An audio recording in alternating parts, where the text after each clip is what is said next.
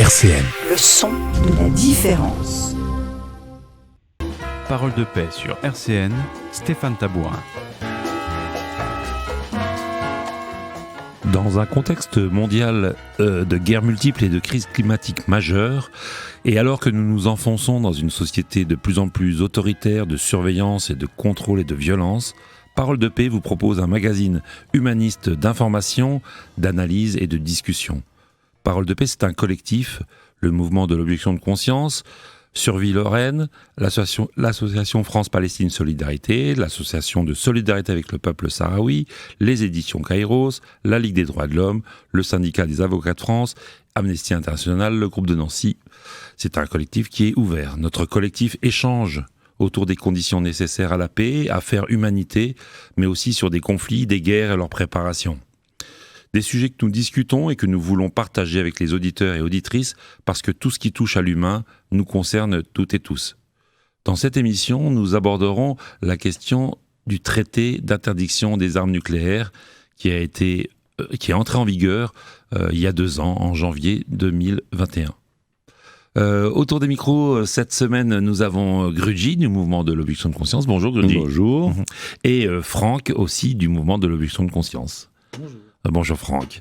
Alors donc, comme on vient de l'annoncer, on va parler du traité d'interdiction des armes nucléaires parce que à Nancy, on a un collectif on a monté il y a combien de temps le MOC a invité des associations nancéennes à venir se rejoindre pour créer un collectif qui s'appelle Collectif pour le désarmement nucléaire en Meurthe-et-Moselle, le CDN 54.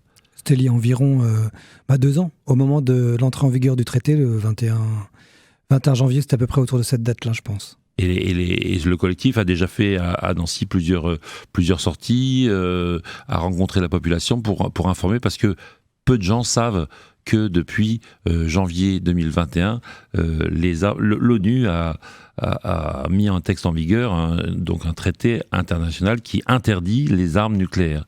Donc à partir de, je crois que c'est en 2017 qui a été voté à l'ONU ce texte, en 2017. Et en 2021, le texte est rentré en vigueur parce que plus de 50 États l'avaient signé. Rappelons quand même qu'un traité international n'engage que les pays qui le signent et le ratifient. Parce que c'est pour ça qu'on continue encore avec le CDN 54 et ICANN et tous ceux qui le veulent bien, de le faire connaître, d'en faire la promotion pour faire avancer les choses. Et l'objectif, en fait, c'est de faire en sorte que la France finisse par, dans un premier temps, s'asseoir aux tables de négociation pour ensuite signer et ratifier ce traité, bien sûr.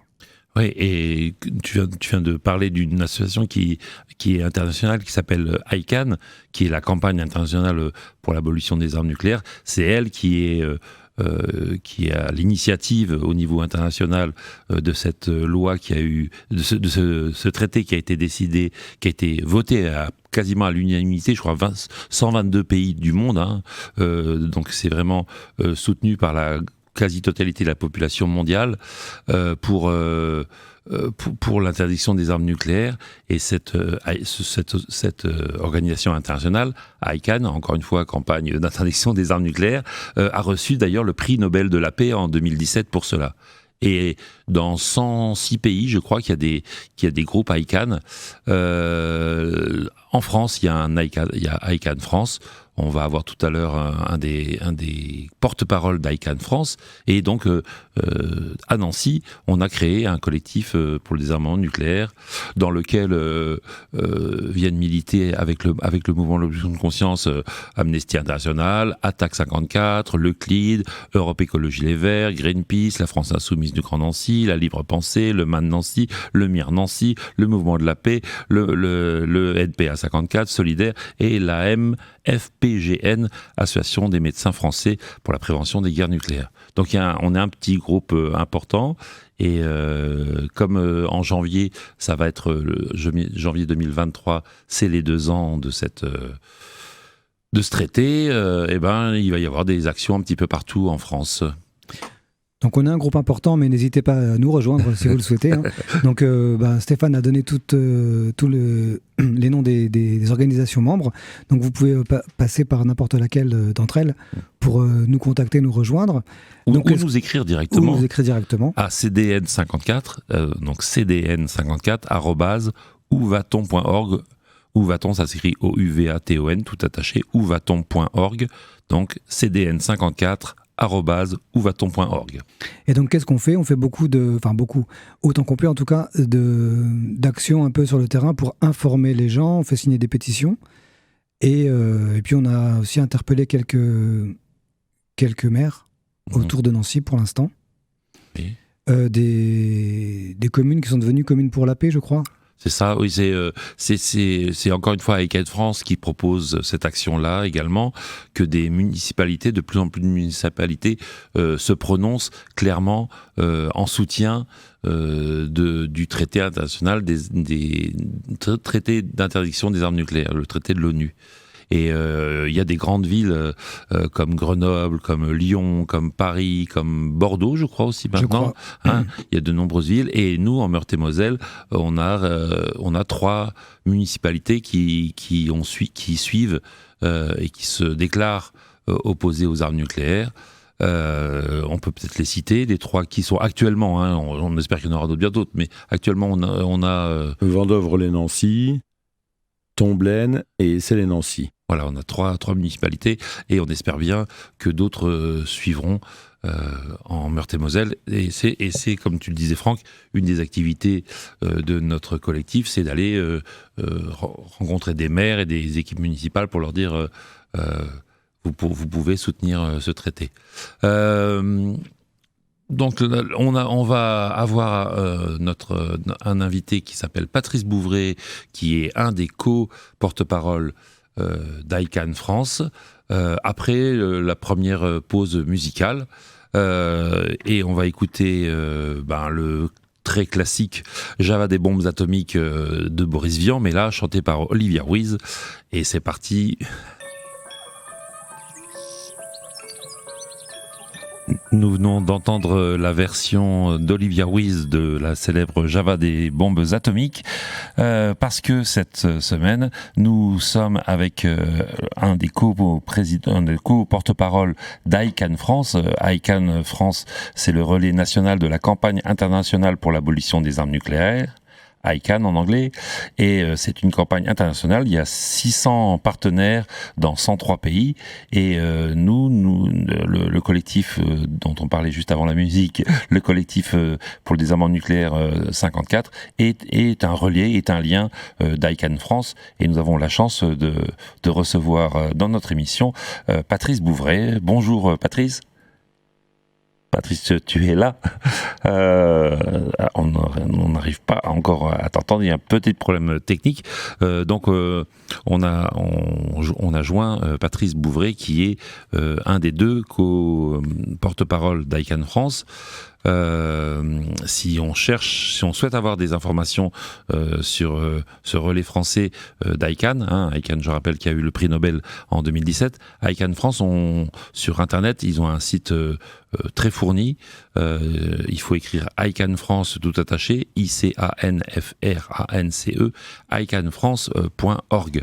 Et ainsi, on arrive sur ce site dans lequel on voit l'impact et le travail important d'ICANN France. Grudji, Oui, et par exemple, justement, on parlait juste avant la musique de la campagne vis-à-vis des maires des communes, et donc il est fort possible, et il y a beaucoup de documents, entre autres, pour donner la démarche à suivre, des éléments pour faciliter le contact avec la municipalité, et puis construire que votre commune puisse devenir...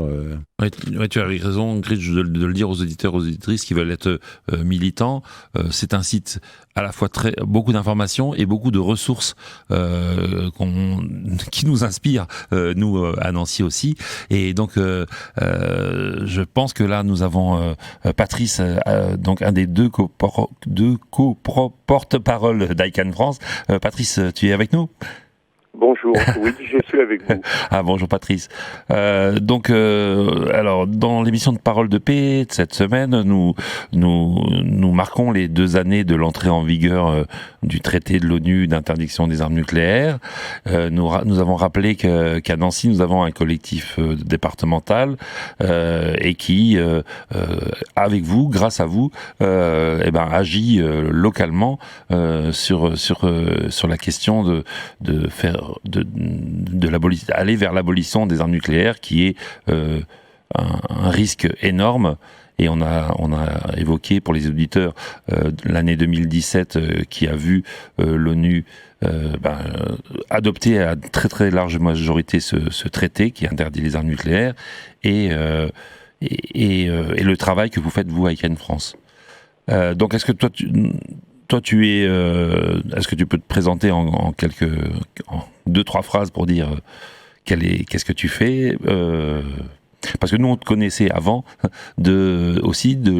sur Lyon, je crois que tu es toujours sur Lyon, de l'Observatoire des armements, qui est un autre site de documentation et très très riche sur la question des transferts d'armement, opsarm.org. Voilà, et donc avec ICANN, est-ce que tu peux éclairer un peu les auditeurs sur ce que fait ICANN France? Oui, tout à fait. Donc bonjour.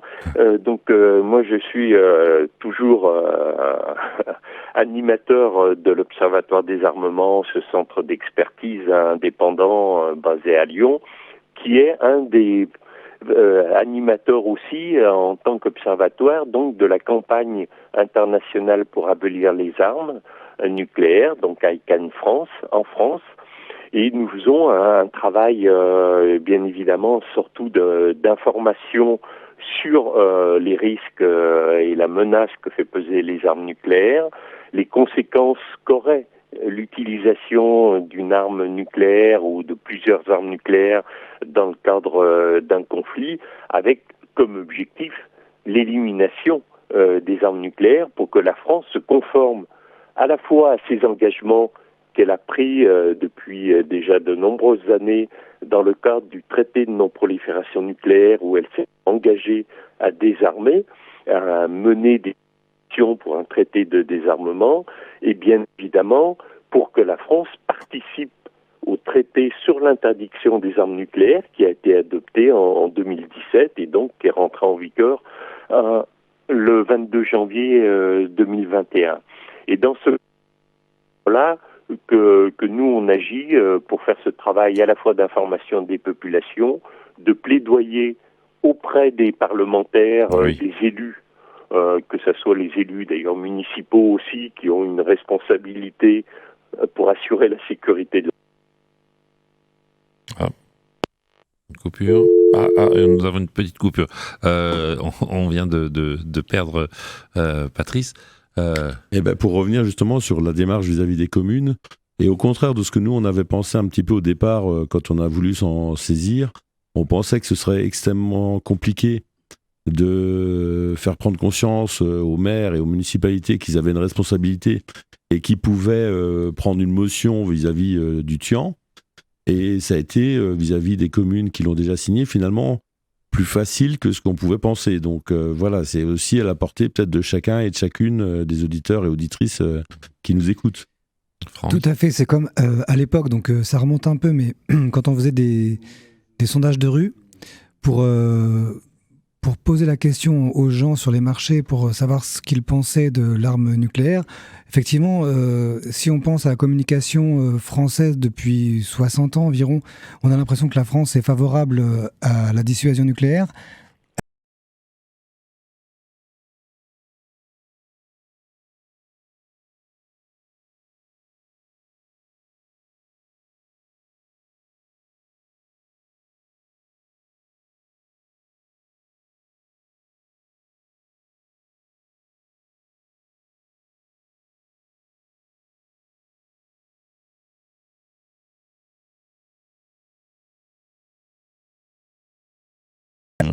Grudgy et Franck, et les municipalités sont très en fait se sont pas posé des questions, et la population non plus. Et quand on leur pose la question, les gens sont grandement opposés aux armes nucléaires.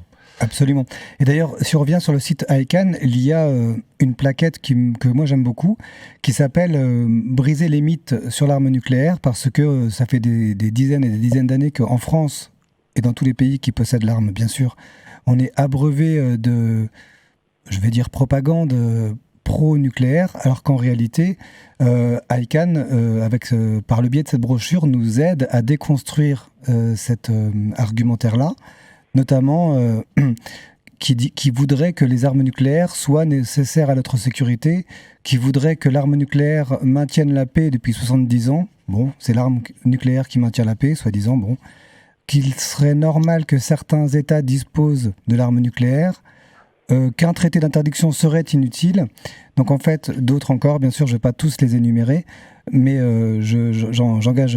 j'encourage tout le monde à aller voir cette plaquette sur le site donc ICANN. Donc ça veut dire que le combat contre les armes nucléaires peut continuer, et c'est un combat enthousiasmant quand on sait que les choses peuvent bouger. On le voit donc, comme on le disait, quand on interpelle des élus municipaux. Là, on va reprendre aussi avec Patrice. Et il y a aussi des élus nationaux. Là, en Meurthe-et-Moselle, on a eu des élections, on a des nouveaux députés. C'est vrai que ces gens-là, il faut aussi aller, même si au départ on se dit que ça va être difficile et qu'on a peur, et en fait c'est pas vrai. Il suffit de faire le pas. Il suffit. Là, on va voir dans les différentes actions que propose ICANN. Et Patrice, vous faites aussi du travail avec les députés. Oui, tout à fait. Outre le travail d'information, c'est ce que je disais avant qu'on soit coupé, on fait aussi tout un travail de débat avec les parlementaires et les différents élus, puisqu'ils sont censés nous représenter, et donc représenter aussi cette large majorité de gens qui ne veulent pas que leur sécurité soit assurée par des armes nucléaires qui sont facteurs justement de la sécurité. Parce qu'on le voit bien, vous évoquiez les différents mythes autour de l'arme nucléaire. Un des plus grands, c'est quand on dit que l'arme nucléaire favorise la paix. Elle favorise pas la paix, elle permet la domination d'un certain nombre de pays sur le reste du monde, puisque justement grâce au traité, du fait du traité sur la non-prolifération qui a été adopté en 1970, certains États se sont octroyés le droit de garder l'arme nucléaire et interdisent à tous les autres États de le posséder, alors que les États qui ont l'arme nucléaire disent que c'est pour assurer leur liberté.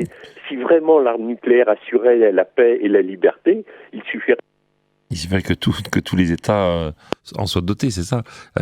J'ai l'impression qu'on a un peu des soucis sur la ligne. Donc j'ai continué la phrase de Patrice. Oui, donc c'est vraiment il faut remettre sur le devant de la scène les vrais enjeux. Je rappelle que le traité d'interdiction des armes nucléaires, il est parti de la question de la sécurité et de la question de humanitaire. Si une bombe nucléaire tombe, c'est plus qu'une catastrophe, c'est une apocalypse. Donc il faut tous les militants, toutes les personnes se réapproprient ce combat-là. Je ne sais pas ce qui se passe. Oui, on a des petits problèmes de technique, j'ai l'impression, de coupure téléphonique. Du coup, je ne sais pas de quel côté ça vient. Non, j'ai l'impression, on ne sait pas non plus. Ici, là, je vois la mine dépitée de Pierre à la technique. Oui, parce que ça coupe. Ouais. Vas-y Patrice, tu étais en train de nous dire que on parlait juste avant de l'arme nucléaire, tous les mythes qui étaient autour d'elle, et que en fait ça pose plus de problèmes que de solutions, et moi je vais continuer en disant que l'arme nucléaire est en fait un grand danger pour la vie, un grand danger pour l'humanité, un grand danger oui, parce que c'est des questions humanitaires qui font que les politiques commencent à se réapproprier cette question en se disant oui, mais qu'est-ce qui se passe si une bombe pouvait éclater? Et toi, tu répétais que les États qui en sont dotés veulent garder cette arme apocalyptique, et tout en empêchant les autres de l'obtenir. Voilà, tout à fait. Et c'est le seul traité d'ailleurs au niveau de l'ONU, le TNP, qui introduit dans l'ONU l'inégalité de traitement entre les États, alors que la base de l'ONU, c'est un État, une voix, donc chaque État sont censés être égaux, mais certains États sont plus égaux que d'autres, et ce n'est pas un hasard, c'est les membres permanents du Conseil de sécurité qui ont un droit de veto, qui possèdent cette arme nucléaire et qui empêchent les autres de l'avoir, et ce qui leur permet d'exercer malgré tout un rôle dominant ou prédominant sur le reste des autres États pour leurs intérêts propres, en fait, et l'intérêt de leur population. Et c'est ce qui rend souvent le débat difficile aussi dans l'espace public, parce que on bénéficie quand même du fait que la France ait une arme au niveau, par exemple, des richesses qu'on peut s'accaparer, du niveau de vie qu'on a en France, et qui serait à remettre en cause si on veut que tout le monde soit sur un même pied d'égalité, bien évidemment, dans le monde, si chaque être humain a le même poids, les mêmes besoins au niveau du monde. Et l'arme nucléaire, même si c'est passé, ça a été banalisé, on a plus trop le sentiment que c'est une épée de Damoclès. Je cite le journal de votre revue qui s'appelle Damoclès.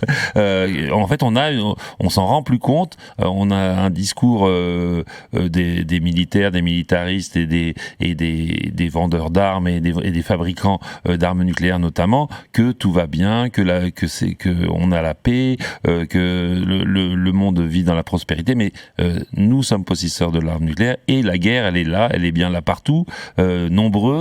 Elle continue à faire des morts. Donc, comme tout à l'heure Franck disait, l'arme nucléaire n'a jamais garanti la paix à qui que ce soit. Au contraire, c'est une source de tension. Et par moments, on se fait des petites frayeurs, même des grosses frayeurs. Par exemple, guerre d'Ukraine. Quand Poutine dit, moi je peux exploser des centrales nucléaires, je peux utiliser l'arme nucléaire, on n'entend pas beaucoup dans le monde politique de dire c'est vrai que c'est horrible ce qui peut se passer. Et il y a juste des organisations internationales ou nationales comme la vôtre qui vont dans les médias pour dire attention, Poutine dit qu'il peut utiliser l'arme nucléaire, il peut y avoir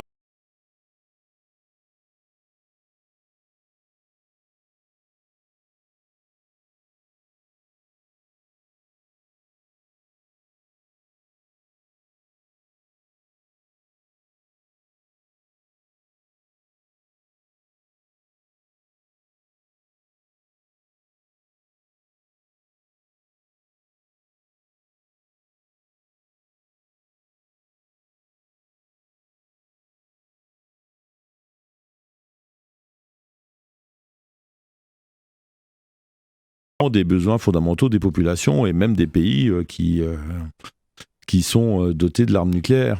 Et dans ces coups gruges, moi je voudrais compléter en disant que c'est même des coups illégaux, parce que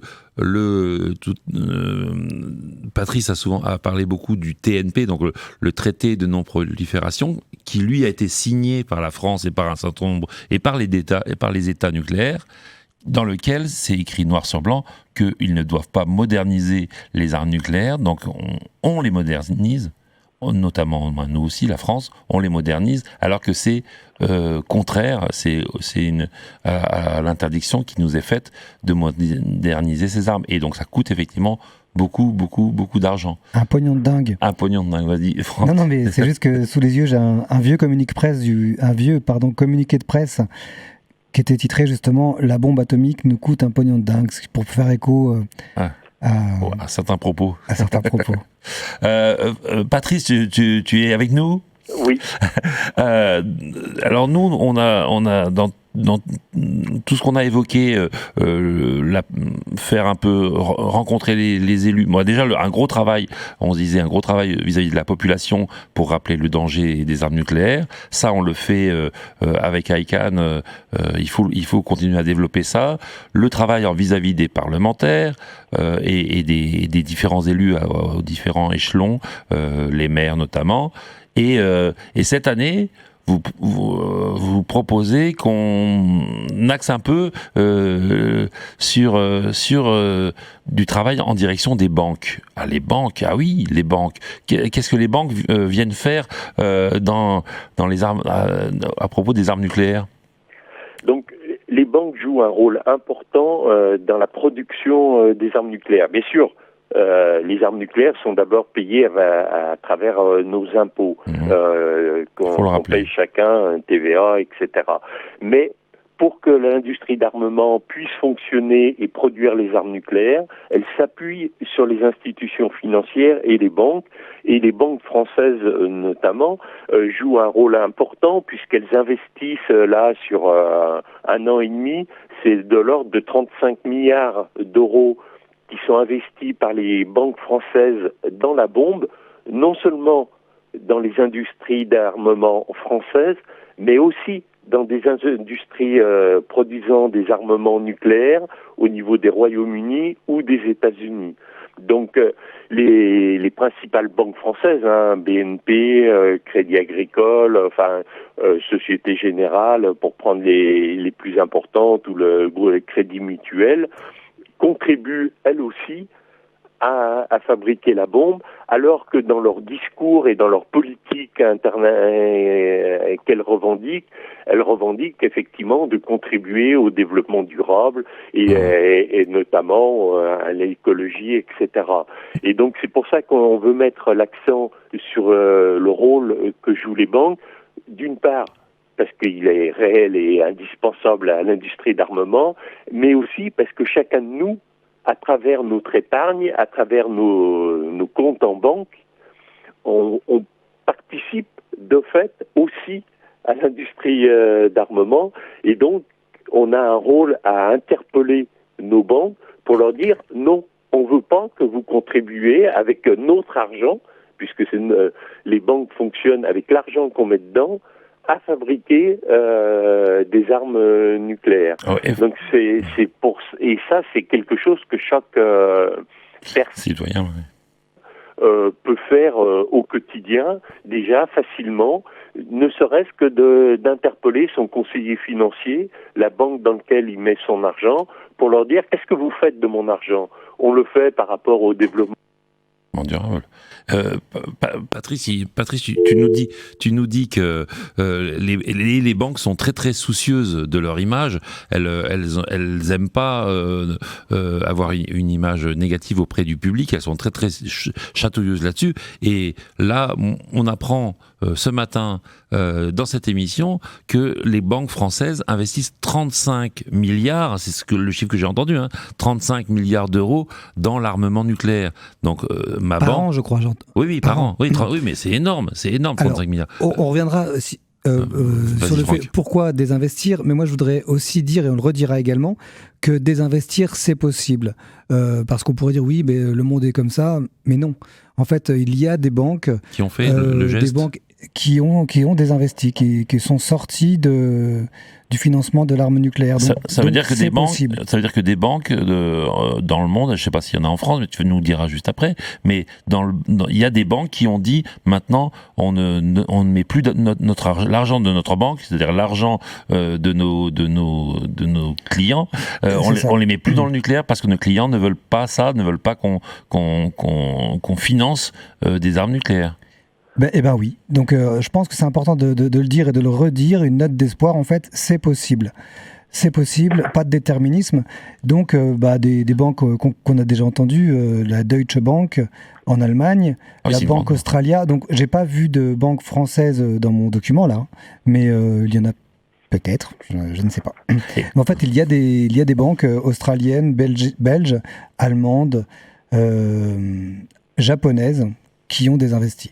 Et en France, Patrice nous dit que les plus grosses banques qui mettent de l'argent pour financer l'arme nucléaire, donc ces banques qui financent les armes nucléaires, pour les plus grosses, c'est BNP Paribas, Société Générale, le Crédit Agricole. Qu'est-ce qu'il y a encore? Il y a le Crédit Mutuel. Moi, je suis au Crédit Mutuel. Il y a la Caisse d'épargne. Il y a le Crédit Coopératif parce qu'il fait partie d'un groupe, Oui. la BPCE, qui regroupe Banque Populaire, Caisse d'épargne, Crédit Coopératif, notamment. Voilà, pour les principales, le Crédit Mutuel, oui, les autres, vous l'avez cité. Oui, vous évoquiez que c'est possible. Dans d'autres pays, il y en a plein qui l'ont fait. Il n'y a qu'en France où aucune banque encore s'est engagée contre les armes nucléaires, à part la NEF qui ne finance pas les armes, notamment d'ailleurs pas seulement les armes nucléaires, mais l'ensemble de l'industrie militaire.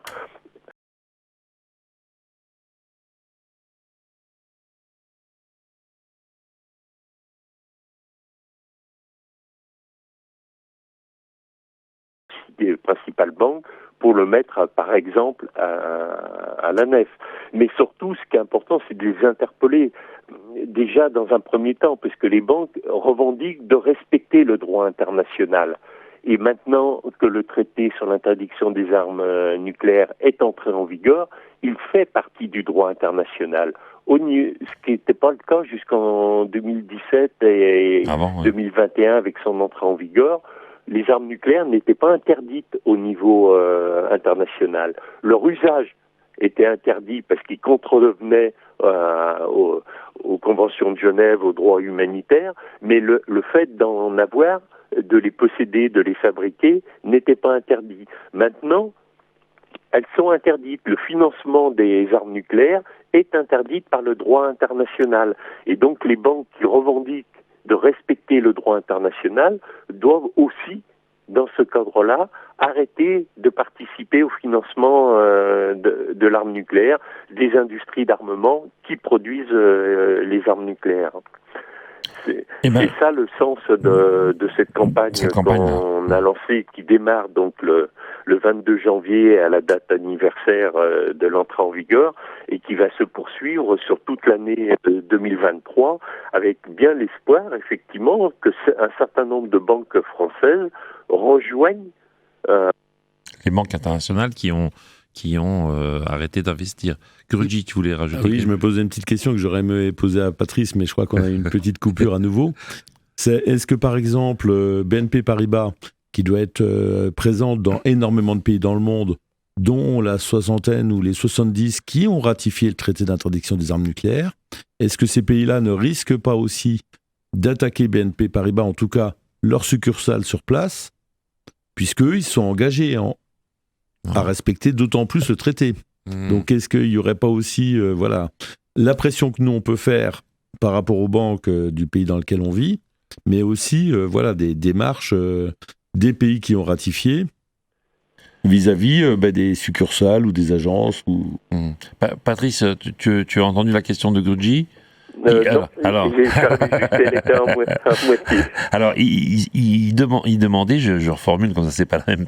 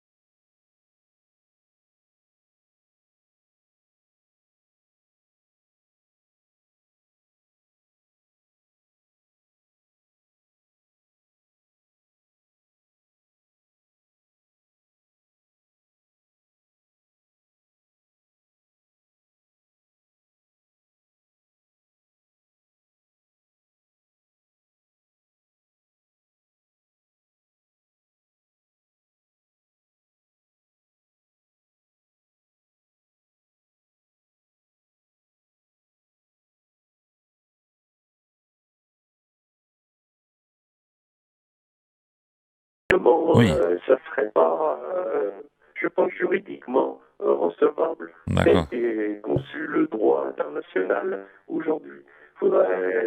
Et donc, c'est un peu ça au niveau juridique, c'est un peu la difficulté. C'est pas d'obtenir pour le moment. Le Oui. poids qu'on peut avoir, nous, c'est d'obtenir Nous, un engagement de banque française, ce oui. suivi-là, Ah. nous, dans notre pays, bien évidemment, de façon à ce que ça fasse pression, parce qu'en ce moment, il y a un débat au sein du gouvernement, des banques, etc., qui sont quand même réticentes à financer l'industrie d'armement, et les industriels de l'armement s'en plaignent. Alors, les banques sont réticentes, pas justement pour des raisons financières ou quoi que ce soit, bien évidemment par rapport à leur image de marque. Oui. Au niveau international et au niveau national. Et donc, il faut accentuer ce malaise qui existe à l'intérieur du monde financier pour pouvoir peser, y compris sur le gouvernement français, pour arriver à ce qu'un jour la France rejoigne ce processus d'interdiction des armes nucléaires. Parce que c'est vrai que c'est une action intéressante à la source, essayer de tarir le financement de la fabrication des armes nucléaires. C'est une façon qui peut être redoutablement efficace et pour laquelle, comme tu l'as dit tout à l'heure, Patrice, toute personne qui a de l'argent dans un compte en banque peut jouer sa part. Les collectifs ICANN France et les collectifs locaux comme le CDN 54 vont jouer leur part. Tu as dit toute l'année 2023, on va commencer à partir de la date anniversaire de l'entrée en vigueur du traité d'interdiction des armes nucléaires, et toute cette année, on va essayer de mettre une pression, et on verra au bout d'un an si on a réussi à décrocher quelques avancées, et quelques dépendants au financement voyous. Parce que on rappelle quand même qu'au niveau international, des pays qui refusent du mieux pour la planète se rangent du côté des pays voyous. Et maintenant, le traité d'interdiction des armes nucléaires est devenu une norme. Oui, il est rentré en vigueur, donc c'est la nouvelle norme internationale. Oui. On s'excuse auprès des auditeurs et des auditrices d'un petit problème technique de jonction.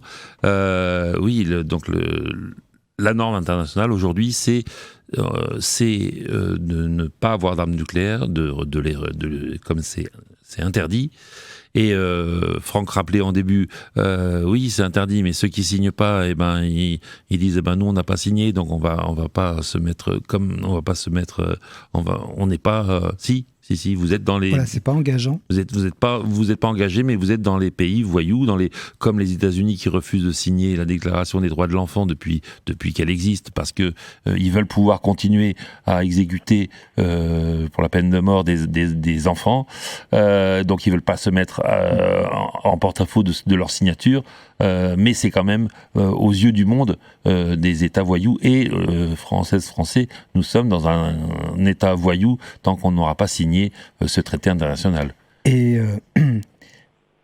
dans ces États-là, donc dont la France fait partie, on ne fera pas la promotion ni de ICANN, donc prix Nobel de la paix 2017, on en a peu entendu parler en France, ni même dans les médias, de la signature du TIAN, en fait, du traité pour l'interdiction des armes nucléaires. Donc ce sera à nous, en fait, d'en faire la promotion et la publicité sans cesse, parce que ne fait pas les médias suffisamment. Bien sûr. Et alors que dans le même temps, on observe un élan des citoyens vers une consommation plus éthique et vers un comportement quand même plus durable, enfin qui tend vers quelque chose de plus durable. Donc il manque pas grand-chose. Il faudrait vraiment que le peuple soit informé, que les citoyens soient informés. Et... Sur ce grave sujet-là, oui, tu dis voilà. que actuellement les gens sont maintenant un peu plus sensibilisés aux dangers que court la planète, et l'arme nucléaire doit faire partie de cette panoplie des dangers majeurs. Oui, d'ailleurs dans tous les documents qu'on peut lire sur le site de ICANN, je pense que personne ne mesure à quel point c'est une chance, en réalité, de ne pas avoir eu encore affaire à une catastrophe due à la bombe atomique, en fait. Ouais. Et Patrice, on reprend sur l'action sur les banques. Donc on dit aujourd'hui dans notre émission, continuez à vous informer, allez sur le site d'ICANN et si vous le pouvez, si vous le souhaitez, entrez vous aussi dans l'action qui s'appelle engagez votre banque, non à la finance radioactive. Tout à fait. Sur le site de ICANN, vous trouverez une brochure expliquant, détaillant le rôle des banques dans la production d'armement.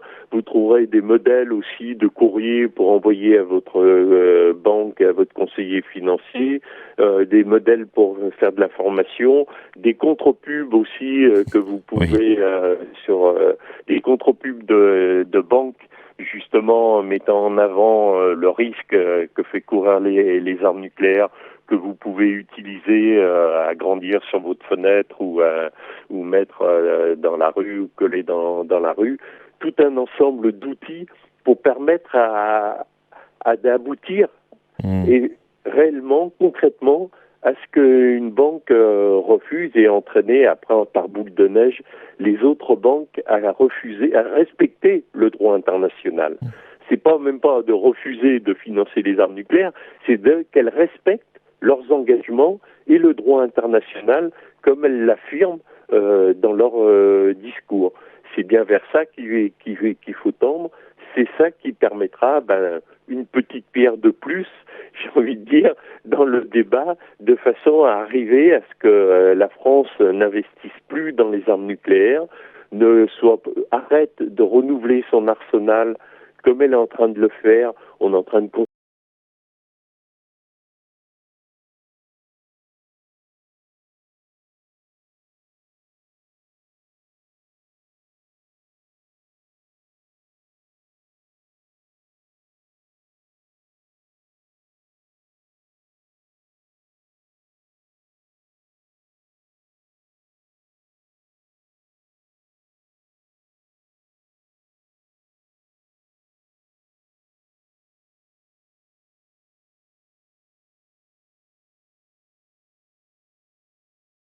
Patrice, je te propose que nous fassions une deuxième pause musicale et en écoutant Claude Nougaro, Il y avait une ville, et qui est une chanson qui raconte une ville détruite par une bombe nucléaire, et on reprend pour terminer, la toute fin de notre émission juste après, si tu le veux bien. Oui.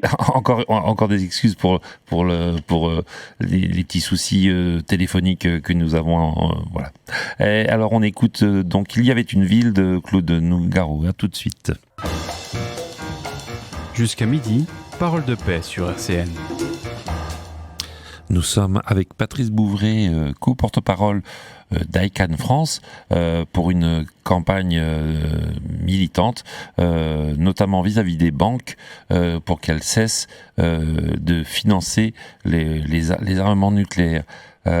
Patrice, donc on disait que cette campagne s'adressait à toutes et à tous, notamment toutes les personnes qui ont des comptes en banque dans des banques qui financent les armes nucléaires, et qu'il est fort judicieux de se rendre sur le site ICANN France, ICANFRANCE, ICANN France, ICANNFrance.org, et beaucoup d'informations sur ce site, beaucoup de ressources, on disait, et dans la partie Nos actions, on a plaidoyer parlementaire, appel aux maires, et ce qui nous intéresse spécifiquement aujourd'hui, engagez votre banque, non à la finance radioactive. Et on était en train de dire avant la pause musicale qu'il y avait les personnes peuvent interpeller leur agence. Il y a sont même données les adresses mail des sièges sociaux de ces banques, et ces banques qui sont très soucieuses de leur image. Patrice, tu disais, en les chatouillant, en leur parlant de leur éthique et qu'ils se mettent dans l'illégalité, ça peut avoir des réactions positives. Oui, tout à fait. C'est vraiment le rôle que chacun doit se réapproprier d'être consommateur. Oui, d'être citoyen et de pas laisser utiliser n'importe comment par n'importe qui. Et c'est vraiment ça, ce rôle qu'on doit se réapproprier chacun pour arriver à changer bien sûr changer là, en l'occurrence, par rapport à ce danger majeur que représentent les armes nucléaires, mais changer effectivement de manière plus générale le fonctionnement dans le monde actuel. Eh bien, je pense qu'on peut. Est-ce qu'il y a un autre message que tu veux nous délivrer là et pour terminer notre émission, Patrice? Donc, non, c'est le message principal, c'est que les choses peuvent changer, que quand chacun s'approprie les sujets et agisse pour faire modifier les choses, déjà interpelle, ouvre la parole, en parler, parce que ce qu'on souffre par rapport aux armes nucléaires, c'est qu'on n'en parle pas en France. Et donc du coup, c'est un sujet qui passe sous le tapis, qui fait partie, la France a les armes nucléaires, mais on s'interroge plus sur ce que ça signifie au quotidien, y compris pour les populations qui le fabriquent, qui peuvent avoir des problèmes de santé, parce que le nucléaire n'est pas quelque chose de neutre. Toutes les personnes qui ont souffert des essais nucléaires qu'on a fait par le passé, Algérie, en Polynésie et en Algérie, les travailleurs, je vois à l'île Longue, là où sont les sous-marins, ou des choses qui ont des problèmes de santé aussi importants, etc., on oublie. C'est comme si ça n'existait pas, alors que ça existe. Outre le fait qu'un jour, il peut avoir un accident ou une utilisation qui fait que l'arme sera utilisée. On a eu les menaces pendant la guerre importante. Face aux menaces de la Russie, on a eu Le Drian, qui était alors ministre des Affaires étrangères, répondre « mais nous aussi, on a des armes nucléaires ». Donc ça veut dire nous aussi, on devrait les utiliser s'il y a quoi que ce soit. Oui, c'est effrayant. Et donc, comme tu le dis, comme le disait aussi tout à l'heure Franck, cette information, elle passe sous le tapis. Il n'y a pas beaucoup d'informations sur ce danger que représente le nucléaire, et des associations, des organisations internationales comme ICAN font ce travail-là. Donc nous, on invite auditeurs, auditrices à aller consulter régulièrement le site d'ICAN France. Vous avez aussi une page Facebook ICAN? Oui, il y a une page Facebook, il y a aussi un compte Twitter, il y a même un compte Instagram. Vous retrouverez tout sur le site internet. Et si, auditeurs, auditrices, vous êtes des locaux de la Lorraine, il y a donc aussi le collectif départemental, le CDN 54, @ouvaton.org, vers lequel on peut se tourner pour venir avec nous faire ce travail-là de fond. Grudgy, un petit point à rajouter, où en tout cas, on va te remercier déjà, Patrice. Merci beaucoup de tes interventions, et encore, on excuse et les auditeurs et toi-même des petits soucis téléphoniques qui ont jalonné un peu l'émission, mais je pense que on aura quand même, ça aura quand même une belle tenue. On espère que les auditeurs se sont retrouvés dans cette émission. On retrouve l'émission en podcast sur le site rcn-radio.org. On retrouve aussi cette émission sur la chaîne YouTube de RCN. Sur YouTube, il faut faire RCN Nancy et on trouve les émissions Parole de paix. Et donc l'émission de fin janvier 2023 traite de la question du traité d'interdiction des armes nucléaires avec Patrice Bouvray, co-porte-parole d'ICAN France. Merci à toi, Patrice. Merci à vous. À bientôt. À bientôt. Et donc, oui, voilà, donc l'actualité pour 2023 pour le mouvement de l'objection de conscience et le collectif des armements nucléaires 54. Ça va être beaucoup autour de cette question des armes nucléaires. Ça, c'est pour le collectif départemental, collectif pour les armements nucléaires 54 de Meurthe-et-Moselle. Et on dit aussi aux auditeurs auditrices qu'ils peuvent aussi écrire au MOC Nancy pour savoir les autres actualités, les autres actions sur lesquelles nous allons travailler. Nous travaillons. Donc mocnancy@ouvaton.org, c'est aussi ouvaton.org. Si on écrit à mocnancy@ouvaton.org, on peut avoir les autres sujets sur lesquels on agit et s'abonner également à la page Facebook du MOC Nancy. C'est MOC. Alors il faut écrire moc.nancy. Parce que quand on met Nancy, comme c'est un prénom aussi, Nancy, il y a plein de pages Facebook, mais si on fait moc.nancy, on tombe directement sur la page du MOC Nancy. Nous avons terminé, si cela vous convient, messieurs. On remercie Pierre et sa ténacité et être là présent à essayer de pallier aux soucis qu'on a eu aujourd'hui sur le téléphone, mais bravo à Pierre et à bientôt, Parole de paix. À bientôt, merci. À bientôt. Au revoir. Au revoir. RCN, www.rcn-radio.org